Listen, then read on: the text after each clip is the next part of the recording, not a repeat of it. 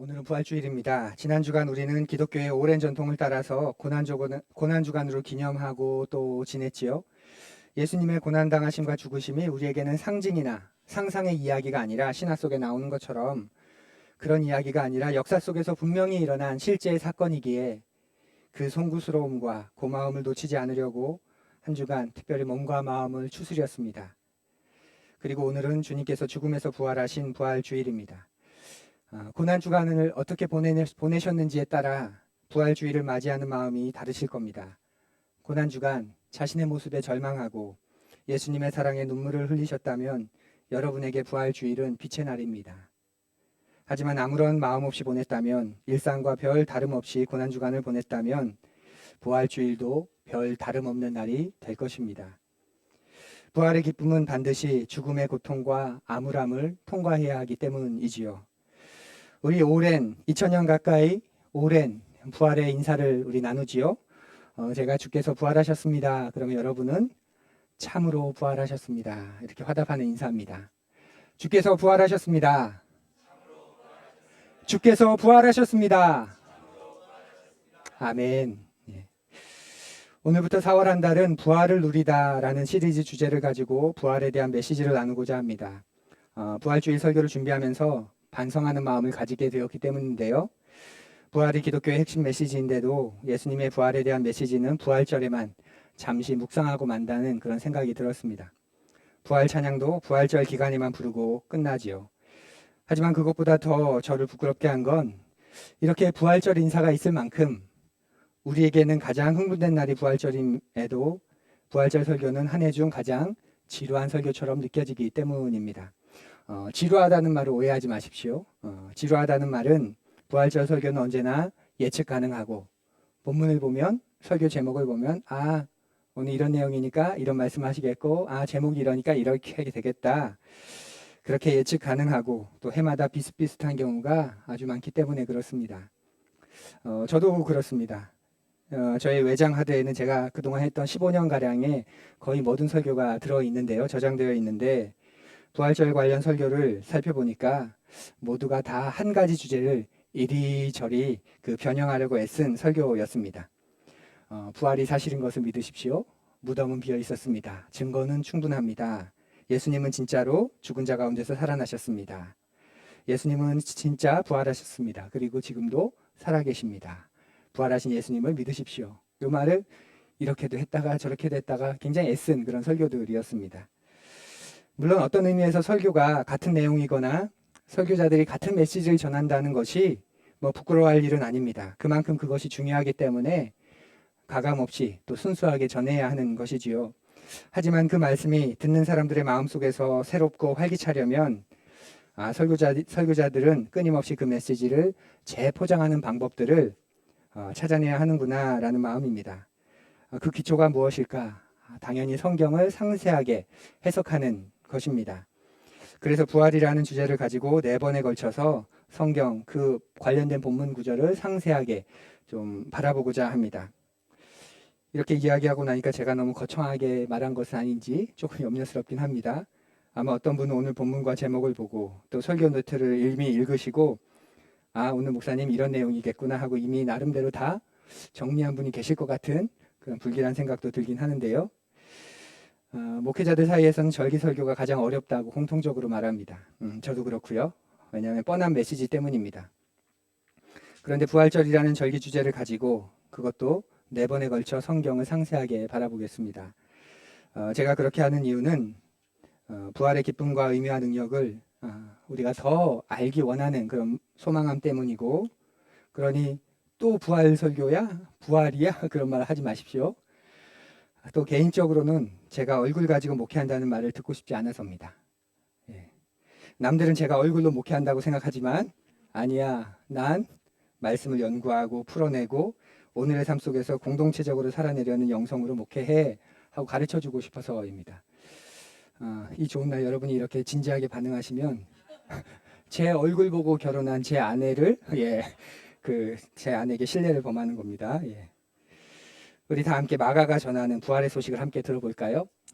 마가복음 16장 1절에서 8절까지의 말씀입니다.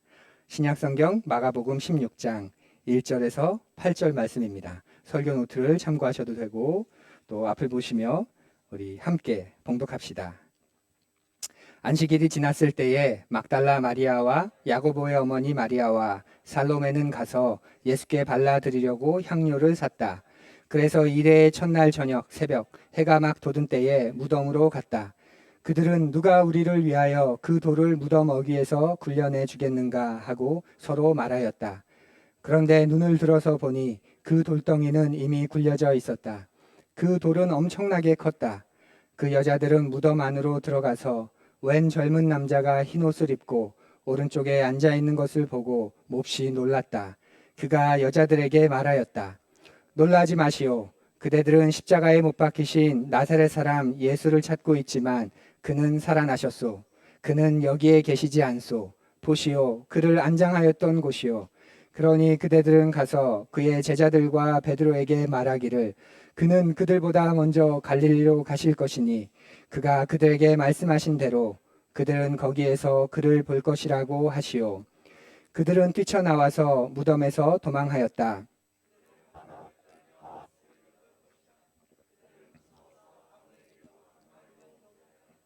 아멘. 우리 마가가 말하는 우리 부활의 소식, 우리 성경 본문을 좀 살펴보겠습니다. 아마 이 마가복음을 유심히 읽으신 분은 우리가 통독도 하고 또 권별 성경 읽기도 하지요. 마가복음을 유심히 읽어보신 분은 아실 겁니다. 마가복음은 우리가 지금 읽은 요 8절, 그들은 무서워서 아무에게도 아무 말도 하지 못하였다. 이 말로 마가복음은 끝이 납니다. 끝맺음이 너무 이상하죠. 다른 복음서와는 사뭇 다릅니다. 다른 복음서들은 그 복음서의 끝을 어떻게 이야기하는지 한번 볼까요? 마태는 이렇게 끝을 냅니다. 볼지어다 내가 세상 끝날까지 너희와 항상 함께 있으리라 하시니라. 그 유명한 소망의 말씀으로 부활하신 예수님이 이제부터 내가 너희와 항상 함께 할 것이다 말씀하시고 승천하시는 것으로 그 장엄하게 웅장하게 끝을 냅니다. 또 누가는 그들은 예수께 경배하고, 여기서 그들은 예수님의 부활을 목격한 제자들을 말하는데, 부활하신 그 예수님 목격한 그 제자들은 예수께 경배하고 크게 기뻐하면서 예루살렘으로 돌아가서 하나님을 찬양하면서 날마다 성전에서 지냈다. 이렇게 복음서를 마무리합니다. 그리고 사도행전으로 이어지지요. 또 요한은 더 철저하고 완벽하게 끝을 맺습니다. 예수님의 부활과 재림 사건까지의 모든 기록을 마친 후에 아주 멋있게 요한복음을 마무리합니다. 예수께서 하신 일은 이 밖에도 많이 있어서 그것을 낱낱이 기록한다면 이 세상이라도 그 기록한 책들을 다 담아두기에 부족할 것이라고 생각한다 라고 맞이죠. 그런데 그것에 비하면 이 마가의 결말은 굉장히 어색하고 뭔가 빠진 듯합니다. 물론 여러분이 가진 성경에는 9절부터 20절까지 이어지고 있을 겁니다. 그런데 9절과 20절을 대괄호로 아마 표시했을 것이고 성경 밑에 가보면 이렇게 적혀 있을 겁니다. 어떤 사본에는 이 부분에 해당되는 내용이 기록되어 있지 않다라고 말이지요. 그러니까 성경을 기록했겠죠. 그것이 원본이겠죠. 마태가 기록하고 마가가 기록하고 누가가 기록하고 또 요한이 기록하고 바울이 기록하고 성경은 기록한 원본이 있습니다. 그런데 그 성경을 둘러서 회람하기 위해서 교회가 그것을 계속 낭독하면서 신앙을 견고하기 위해서 필사했습니다. 사본이 있겠죠. 근데 지금 우리가 가지고 있는 성경은 안타깝게도 원본은 가지고 있지 않고 사본들을 가지고 있습니다. 그러다 보니까 사본들이 다양한데 어떤 사본, 초기로 갈수록 권위 있는 사본이라 우리가 받아들여지는데 초기의 사본 가운데 권위 있게 받아들여지는 몇몇 사본들을 보면 그 사본들 안에는 이 마가복음의 9절부터가 들어있지 않다. 8절로 끝이 난다. 이 말입니다. 그런데 그것보다는 조금 뒤에 있는 성경 사본이지만 다른 또 신뢰할 만한 권위 있는 마가복음의 사본들을 보면 9절부터 이어지는 사본들이 있다. 그런 의미입니다. 그러니까 성경이 기록된 초기에 는 없다. 그래서 후대에 이 부분이 추가되었다고 보는 입장이 그래서 대부분입니다. 여러분 이 말을 너무 이상하게 생각하지 마십시오. 그런 사실들이 성경의 권위를 훼손하지 않습니다. 그리고 우리는 이렇게 그것을 별도로 당당하게 표시해 놓았습니다. 왜냐하면 우리는 원본을 가지고 있지 않기 때문에 최대한 그 원본을 발견하고 그 원본을 찾아가는 것이 그 문서학, 사본학, 고고학의 목적인데 그런 의미 속에서 우리는 정직하게 이런 부분을 우리는 생각하고 있습니다. 그런데 다른 입장도 분명히 있습니다. 복음서 원본이 손상되어서 일부가 잘려나갈 수도 있다는 입장이죠. 원래는 이렇게 다 있는 것인데 그 옛날의 문서가 파피루스로 두루마리로 되어 있는데 이 끝으로 갈수록 오른쪽에서 왼쪽으로 읽는 것이 보통인데 지금이야 왼쪽에서 오른쪽으로 가지만 옛날은 오른쪽에서 왼쪽으로 가죠. 그래서 이렇게 말다 보면 늘 이 바깥 부분이 끝에 부분들이 겉에 있기 때문에 손상되기 쉽습니다. 그것이 또 일반적이고 파피루스 보관하다 보면 그래서 원본이 손상되어서 그 부분이 잘려나간 것이지 이 부분이 들어있는 후대의 성경들 다른 사본들을 보면 원본도 이랬을 것이다. 우리가 이렇게 볼 수 있다는 겁니다. 또 우리가 모르는 이유로 어쩌면 마가가 지필을 끝내지 못했을 수도 있다. 그렇게 보기도 합니다. 쓰다가 베토벤이 교향곡을 미완성으로 한 것처럼 우리는 잘 알지 못하지만 교회 역사 속에서 우리에게 전해지진 않지만 마가가 어떤 연유로 개인의 질병이랄지 혹은 또 이런 핍박이나 환란이랄지 혹은 마가복음을 쓰다가 그 부분을 분실했을지 여러 가지 사정 때문에 8절까지만 쓰고 더 이상 기록하지 못했을 수도 있다. 그렇게 보는 입장도 있습니다. 또는 마가가 의도적으로 8절에서 끝을 낸 것이라고 보는 입장도 있습니다. 저는 그 입장을 지지합니다. 마가는 교회가 교회로부터 극렬한 핍박을 받던 시기에 베드로 사도와 헤아릴 수 없는 많은 사람들이 순교를 당하는 모습을 목격하고 그때 로마의 교회에 전해준 것이 바로 이 마가복음입니다. 그 로마의 교회, 핍박의 정점에 있는 그 로마 교회에 말하고 있는 것이죠. 우리는 우리의 운명이 우리 교회의 주인이신 머리이신 주님의 운명과 다를 바가 없다라고 말이지요.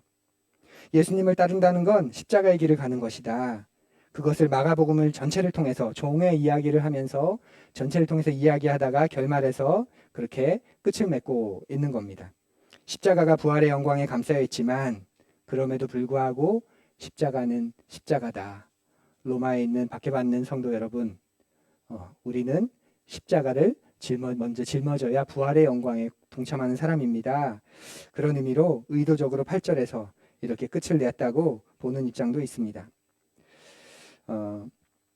입장이 어떤 것이든 간에 성경은 우리에게 하나님의 마음 또 하나님의 뜻을 가르쳐 주지요. 마가복음에 나타난 부활의 사건은 마가 역시도 빈 무덤을 발견한 첫 사람이 여인들인 것, 부활의 소식을 첫 번째로 들은 사람들이 여인이라는 것을 기록하고 있습니다. 그런데 이것은 내 복음서가 다 공통적인데 막달라 마리아 외에는 여인의 수나 이름이 복음서에 따라 조금씩 다 다릅니다. 근데 여기서 중요한 건 이름이 아니라 여성이라는 성별입니다. 주후 1세기 이때 서기 100년이 되기 전에 이 시대 때 복음서를 쓴 기자들이 예수의 부활이 실제로 일어난 일이 아니라면 그래서 이것을 믿게 하기 위해서 쓴 것이라면 여성을 최초의 증인으로 세우는 일은 아마 꿈에도 그들은 생각하지 못했을 겁니다. 여성 푸른이 여러분 정말 죄송합니다. 당시 여성은 염두에 둘 만한 존재가 아니었습니다. 수에 칠 존재가 아니었고 그 배려의 대상이 되는 존재가 아니었습니다. 유대의 랍비들은 율법의 말을 여자들에게 전하느니 차라리 그냥 불에 태우고 말겠다. 이런 말을 했습니다. 율법을 이들이 얼마나 존귀하게 여깁니까? 하나님의 말씀으로. 차라리 이걸 불에 태우면 태웠지. 그것도 상상도 못할 신성 모독인데 이 율법의 말씀을 여성들에게 전한다? 그건 말이 안 된다. 그렇게 유대의 전통 속에선 여겼습니다. 또 유대인들의 아침 기도문에도 남자들은 오 주 우리 하나님 우주의 왕이시여 나를 여자로 만들지 않으셨으니 복되시도다. 그렇게 매일 아침마다 기도했습니다. 제가 한 게 아니고요. 저를 그렇게 갑자기 째려보십니까? 그렇게 하루를 열며 시작했습니다. 그러니 그런 상황에서 복음서 기자들의 기록은 뭘 반증합니까? 이것이 실제로 일어난 일이 아닌 이상은 굳이 이렇게까지 기록하지 않았을 것이다. 상상도 못했을 것이다. 라는 것을 오히려 신빙성 있게 증언합니다. 그리고 이 여인들은 부활하신 주님을 기념하기 위해 간 것이 아니라 부활의 증인으로 간 것이 아니라 장례를 마무리하기 위해 간 것이지요. 부활했다고 믿고 간 게 아니라는 뜻입니다. 1절을 보면 안식일이 지났을 때에 막달라 마리아와 야고보의 어머니 마리아와 살로메는 가서 예수께 발라드리려고 향료를 샀다. 그러니까 향품을 발라 예를 갖추는 겁니다. 장래의 문화에서. 그러니까 부활은 전혀 생각지도 못한 겁니다. 부활했다고 믿었다면 향품을 사지도 않았을 거고 가져가지도 않았겠지요. 유대인의 하루는 여러분이 아시는 것처럼 저녁에서 시작해서 저녁으로 끝나죠. 유대인들은 그렇게 하루를 시작합니다. 왜냐하면 창세기에 따라 태초에 하나님이 천지를 창조하셨는데 그 전에는 흑암이 혼돈하고 공허했고 어둠과 암흑 속에 있었기 때문에 유대인들은 하루의 시작을 바로 그 어둠으로 시작합니다. 그리고 그 어둠을 빛이 임하고 다시 어둠으로 가는 것. 이것이 창세기의 말씀을 따라 그들이 하루를 계산하는 방법인데 마가는 안식일이 지났을 그렇게 하루를 시작하는데 안식일이 지났다 이 말은 지금 토요일 저녁이 되었다는 말입니다. 금요일 저녁부터 토요일 저녁까지 안식일이고 이제 토요일 저녁부터 안식일이 끝나는 거죠. 그러니까 토요일 저녁에 이들은 향품을 사러 밖으로 나가서 향품을 사고 다음날 아침 일요일 아침에 안식 후 첫날 해가 막 돋은 때에 예수님의 무덤에 도착한 것이지요. 그래서 2절은 그렇게 말합니다. 그래서 일해의 첫날 새벽 해가 막 돋은 때에 무덤으로 갔다라고 말입니다. 마가는 해가 막 돋은 때에 예수님의 무덤에 이 여인들이 갔다고 말하는데 요한복음을 보면 요한은 다르게 말합니다. 아직 어두울 때 이들이 예수님의 무덤에 갔다라고 말이죠. 해가 떴을 때 갔는데 또 어두울 때 갔다. 뭔가 모순이라고 느껴지십니까? 그런데 이건 충분히 있을 수 있는 기록하는 관점의 차이입니다. 관점의 차이. 요한은 동이 트기 전 사람들에게 들키지 않으려고 새벽 어두움 속에 마을을 떠난 여인들을 기록한 겁니다. 그 여인들이 예수님의 무덤에 도착했을 때는 그래서 이제 해가 막 돋은 순간이지요. 마가는 이 여인들이 무덤에 도착했던 그 순간 그것을 기준으로 기록하고 있는 것이지요. 그런데 이 여인들이 도착 전에 어둠 속에서 숨죽이며 걸어가고 있던 그때에 이들이 전혀 생각하지 못했던 한 가지 생각이 떠오릅니다. 그것이 3절입니다. 그들은 누가 우리를 위하여 그 돌을 무덤 어귀에서 굴려내 주겠는가 하고 서로 말하였다. 그러니까 이 여인들은 지금 시신에 향유를 바를 생각만 했지 무덤 문을 막고 있는 그 엄청나게 큰 돌을 어떻게 옮길지에 대해서는 미처 생각해보지 못한 거지요. 그리고 한참 걸어가다 보니 그 생각이 난 겁니다. 그만큼 경황이 없었고 정신이 없었던 겁니다. 그런데 재미있는 상상이지만 미리 그걸 생각했다면 이 여인들은 무덤에 안 갔지 않았을까요? 가봤자 돌이 막고 있는데 그거 우리가 어떻게 해? 돌 굴려줄 남자들을 더 모아서 가자. 그랬다면 그들은 아마 어쩌면 가지 않았을 수도 있습니다. 그런데 이미 떠나온 길이기 때문에 거의 도착할 즈음에 그것이 생각났기 때문에 가던 길을 계속 갑니다.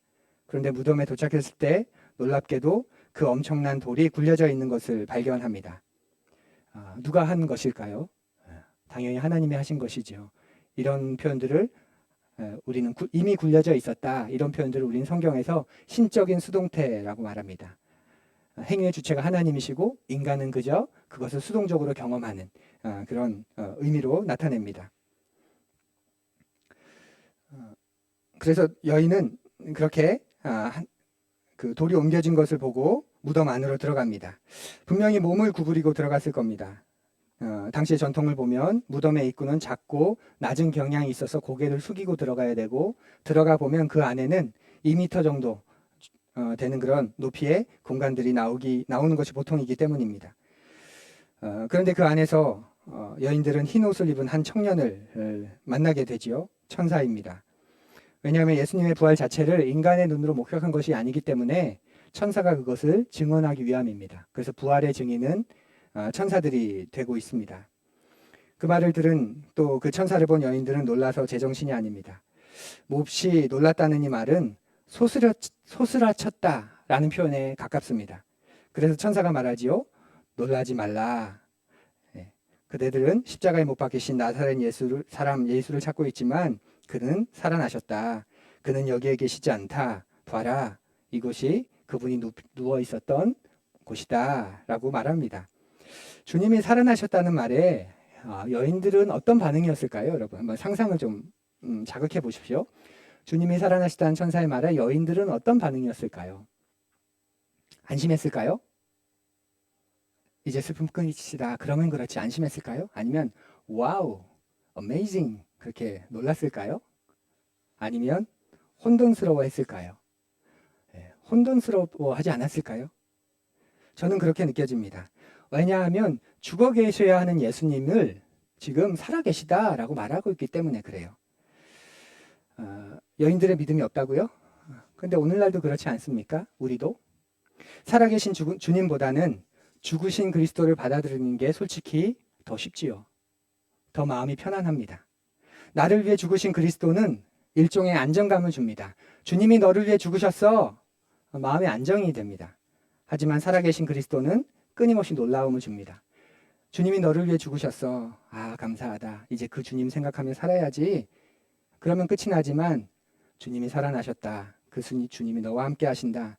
그 순간부터 그 주님을 생각해야 되고 의식해야 되고 그 주님을 내 삶에 개입해야 되기 때문에 그런 것이 어떤 것일까부터 시작해서 놀라움이 또 당혹스러움이 곤혹스러움이 찾아옵니다. 그래서 많은 교회에서도 지금도 놀라움보다는 안정을 더 선호하는 것 같습니다. 다시 사신 그리스도보다는 나를 위해 죽으신 그리스도를 훨씬 더 선호하는 것이지요. 여러분은 어떠십니까? 여러분에게 한번 물어보십시오. 천사는 그리스도가 살아나셨다고 말합니다. 그런데 이 말은 그가 살리심을 받으셨다. 그리스도께서는 살리심을 받으셨다. 이렇게 번역하는 게 맞습니다. 왜냐하면 하나님이 그분을 살리셨기 때문이죠. 신약에서 부활은 하나님의 행동입니다. 예수님이 저절로 죽은 자 가운데서 살아나시는 게 아니라 부활은 하나님이 예수님을 죽은 자 가운데서 살리시는 그런 행동입니다. 천사는 예수님의 시신을 두었던 곳을 가리키면서 그분이 그곳에 계시지 않다고 말하지요. 그러니 빈 무덤 그 자체가 부활에 대한 가장 강력한 증거가 됩니다. 그러면서 천사는 예수님께서 갈릴리에 제자들보다 먼저 가 계신다고 예전에 하셨던 말씀을 기억나게 합니다. 그리고 그 부활의 메시지를 제자들과 베드로에게 전하라고 이야기합니다.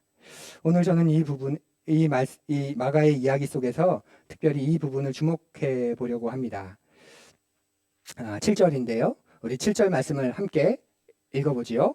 그러니 그대들은 가서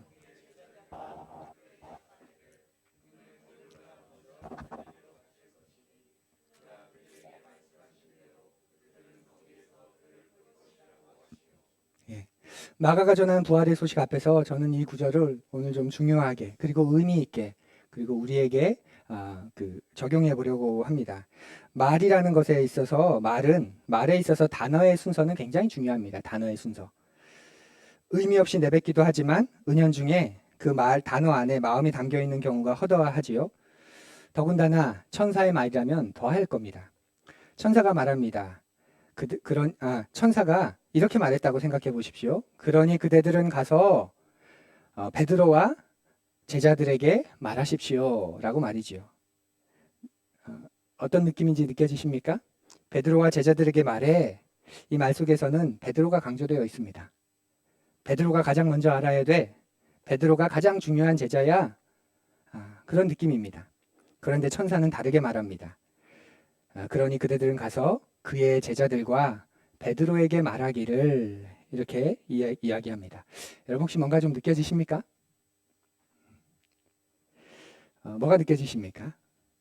베드로보다 제자들이 더 강조되었다. 혹시 그런 건가요? 저는 아닌 것 같아요. 제게는 이 말이 다르게 들립니다. 천사가 강조하는 것은 지금 베드로입니다. 그런데 우리가 의미하는 것과는 좀 다른 강조입니다.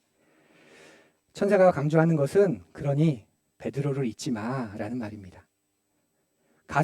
어서 가서 주님의 제자들에게 일러. 그리고 베드로에게도 잊지 마라고 저는 그렇게 들립니다. 그냥 제자들이라고 하면 다 포함됩니다. 말이 다 통해요. 다 알아듣습니다. 그런데 제자들이라고 말하고 난 다음에 베드로를 꼭 집어서 한 번 더 말합니다. 왜냐하면 베드로는 예수님을 가장 실망시킨 제자이기 때문이죠. 이 말이 베드로에게 얼마나 감격스러운 메시지였을까요? 그 소식을 받았을 때 그의 가슴이 얼마나 뛰었을까요? 여인들이 11 제자를 만나 말하는 장면을 상상해 보십시오. 제자 여러분, 예수님의 무덤이 비어 있었어요. 그리고 그곳에서 저희가 천사를 만났어요. 천사의 말이 예수님이 살아나셨대요. 그리고 생전에 말씀하신 것처럼 여러분보다 먼저 갈릴리에 가서 기다리신대요. 어서 갈릴리로 가서 기다리시는 주님을 뵈라고 했어요. 참 베드로 사도님에게 꼭 이 말을 전하라고 하셨어요. 예수님의 죽음보다 자기를 인정하고 각별하게 대해주었던 스승의 죽음보다 베드로는 그 스승에 대한 자신의 배신에 대한 기억 때문에 몹시 괴로워하고 있었을 겁니다. 어떻게 그 주님을 한 번도 아니고 3번씩이나 내가 부인할 수 있단 말인가? 내가 이러고도 사람인가? 그런 그에게 갑자기 주님의 부활의 소식, 그것도 자신을 위한 특별한 소식이 전해집니다. 모든 제자들 가운데 베드로의 이름이 특별히 언급되는 거지요.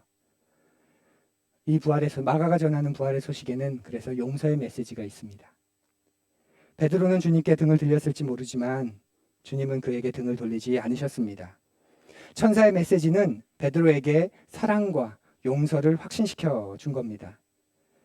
그래서 부활의 소식은 베드로에게 새로운 삶으로 나아가게 했습니다.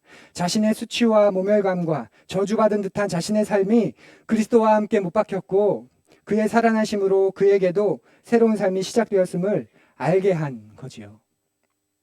사랑하는 푸른이 여러분, 부활의 소식이 또한 여러분과 저에게도 얼마나 놀라운 소식인지 모릅니다. 왜냐하면 여러분도 베드로이기 때문입니다. 네, 아멘 안 할 것 같았어요, 분명히. 여러분도 베드로 아닌가요? 네. 여러분이 문자적으로 예수님을 3번 부인하지 않았을지는 몰라도 우리는 다 이런저런 식으로 주님을 실망시켜 드리지 않습니까? 게다가 우리가 누구입니까? 우리는 예수님의 제자라고 말하는데 그 예수님의 제자이면서 우리는 주님을 실망시킵니다. 우리가 주님과 상관없다면, 우리가 그분의 제자가 아니라면 그게 큰 의미가 없겠죠. 그런데 제자라고 하면서, 그분을 사랑한다고 하면서, 그분이 나를 구원하시고 내 주인이라고 하면서 그분의 영광을 위해 산다는 것이 나의 삶이야 라고 교회 안에서 물어보면 거의 숨도 안 돌리고 툭툭 우리가 본능적으로 말하면서 우리는 모두 베드로처럼 제가 3번 부인한다고요? 말도 안 되는 소리입니다. 아직 저 모르시는 겁니다. 그것처럼 우리는 모두 이런저런 식으로 주님을 실망시켜 드립니다. 베드로처럼 우리도 예수님께 대한 사랑과 헌신을 고백했었습니다. 그러면서도 그분의 제자인 우리는 주님을 낙심시켰습니다. 천사가 전하는 부활의 소식은 새로운 시작을 우리에게 알립니다. 용서, 소망, 그리고 그 위에서 새롭게 시작되는 삶을 가르쳐주는 것이지요. 천사가 전하는 부활의 소식은 그래서 바로 은혜에 대한 것입니다. 여인들을 보십시오. 부활의 소식을 첫 번째로 받을 만한 충분한 자격이 있는 사람 아닙니까? 그렇게 무시당하는 속에서도 끝까지 주님을 쫓았고 피해를 입을 걸 알면서도 십자가 앞까지 이들은 울면서 감정을 숨기지 못하고 누가 봐도 저들이 저 사람의 제자다, 저 저주받은 스승의 제자들이다, 누가 봐도 알 만큼 그러면서도 부인하지 않고 포기하지 않고 십자가까지 나아갔습니다. 그리고 그 주님을 어떻게 해서든 기념하고 싶어서 장례를 다 표현하고 싶어서 동트기 전 그 어둠에 혹시 사람들에게 발각돼서 해코지 당할까 봐 이른 새벽에 일어나서 그 어둠 속에 자신을 숨기며 조심조심 그 무덤까지 간 여인들입니다. 부활의 첫 증인이 될 만한 자격이 있지요. 그 부활의 첫 소식을 들을 만한 자격이 있습니다. 그런데 베드로는 어떻습니까? 그 놀라운 특별한 메시지를 받을 만한 자격이 있다고 여러분 생각하십니까? 또 우리는 어떠합니까? 우리 역시 예수님을 자랑하다가 배신하고 호언장담하다가 부인하고 또 뽐내다가 슬피 우는 사람입니다. 그런데 그런 우리에게 하나님은 우리가 마땅히 받아야 할 그 이상의 대우를 해주십니다. 성경은 그것을 하나님의 인자, 인애라고 말합니다. 부활의 메시지는 그래서 은혜의 메시지입니다. 여러분을 이해하시고 용서하시고 회복시키시는 분이 계시다는 거지요. 그래서 어느 누구에게나 부활절은 새로운 시작의 때입니다. 그 누구라도 어제 그리스도를 믿고 내가 어제까지 어떤 삶을 살았든지 어떠한 존재였든지 그 예수 그리스도를 만나게 되면 오늘 새로운 삶을 살게 되는 거지요. 그래서 초대교회부터 태양신을 섬기던 날인 이 일요일을 그리스도인들은 그리스도가 부활하신 날로 기념하면서 주일, 주님의 날이라고 부르면서 기념했습니다. 그리고 매 주일을 작은 부활절로 여겼습니다. 그래서 매 금요일마다 성금요일로 기억하면서 금요일은 절제하고 금식하다가 주일마다 모일 때마다 작은 부활절로 환희하고 송축하고 또 노래했습니다. 여러분에게도 부활의 소식이 매주일 작은 부활절이 여러분을 끊임없이 새롭게 시작하게 하는 용서와 은혜의 소식이기를 간절히 바랍니다. 우리가 그럴 수 있는 이유는 주님이 부활하셨기 때문입니다. 그 부활하신 주님이 나에게도 그 부활의 소식을 꼭 전해달라 이야기하셨기 때문입니다. 그 주님의 마음을 우리가 기억하면서 우리 부활의 인사를 힘차게 나눕시다. 주께서 부활하셨습니다. 주께서 부활하셨습니다. 오늘 마가가 전하는 이 용서의 메시지가, 용서의 부활의 소식이 여러분의 마음에 깊이 느껴지시고 또 그 위에 새로운 삶을 담대하게 살아가시는 그런 한 주가 되기를 바랍니다. 우리 다 함께 조용히